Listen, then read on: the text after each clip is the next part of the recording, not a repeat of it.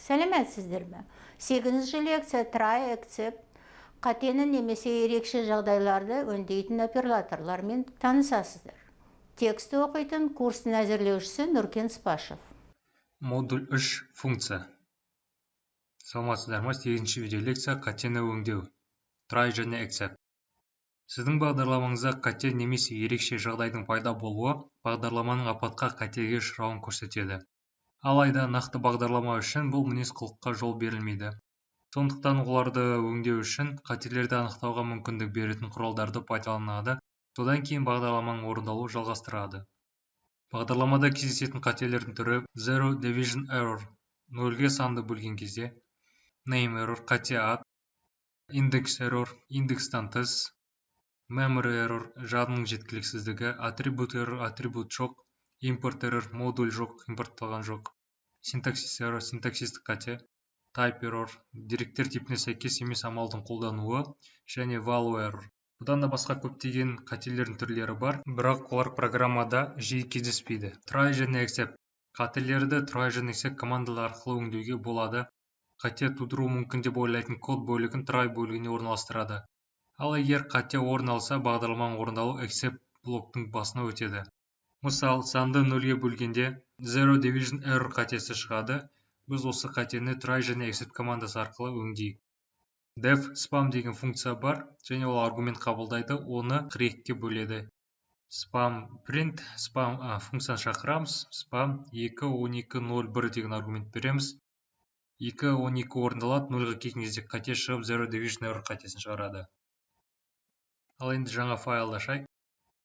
Функция жасаймыз, def spam divide деген аргумент қабылдайды. Return 42 бөлінген divide. Print функцияны шақырамыз, spam 12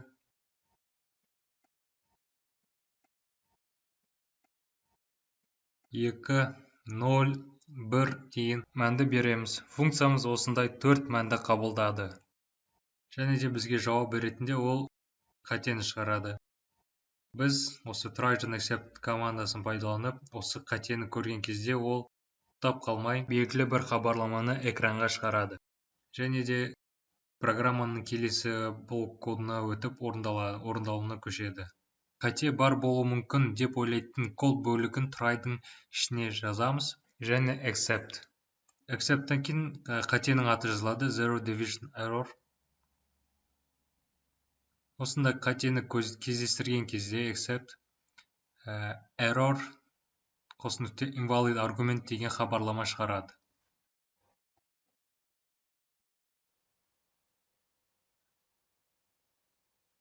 Өздеріңіз байқағандай, бірінші, екінші, 12-ге 2-ге бөлді. 0-ға бөлген кезде қатені шығарып есепті тоқтатып қоюдың орнына ол өңдеп хабарламаны шығарды, және де бірдің орындалуына көшті. Ал егер біз программамызда қандай қате кездесетінін білмейтін болсақ, ол кезде except-тан кейінгі қатенің атын жазу міндетті емес. Ол except-тің өзін жазатын болсақ, ол кез келген қатені өзі өңдейтін болады. Жаңа файл ашайық. Келесі мысалды қарастырайық. Print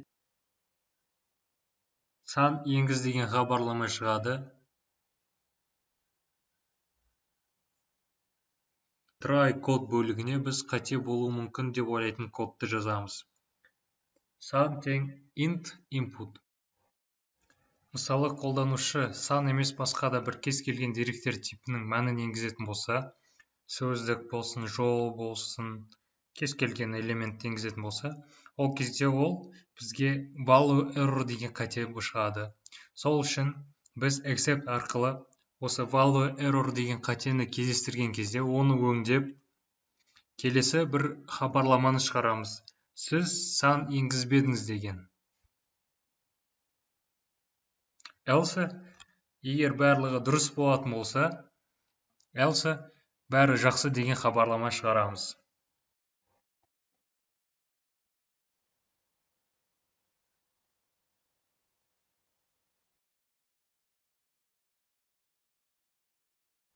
Файлды сақтайық.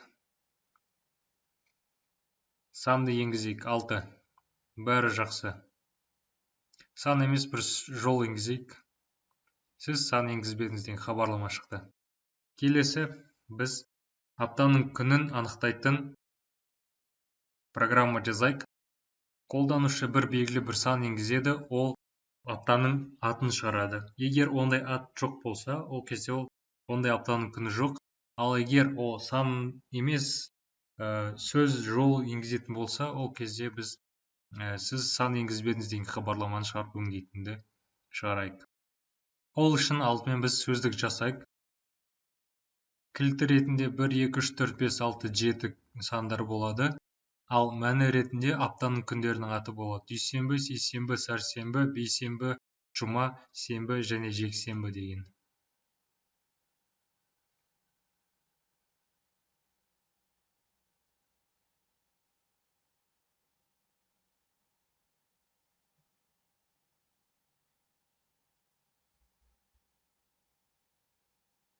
Шексіз цикл құрастырамыз.